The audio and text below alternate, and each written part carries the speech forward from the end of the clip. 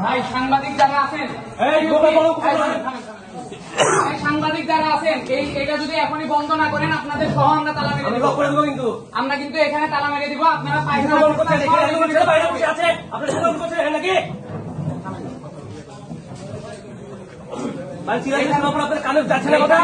এখনই যদি এটা বন্ধ না করেন আপনাদের সাংবাদিকদের সহ আমরা কিন্তু তালা মেরে দিব।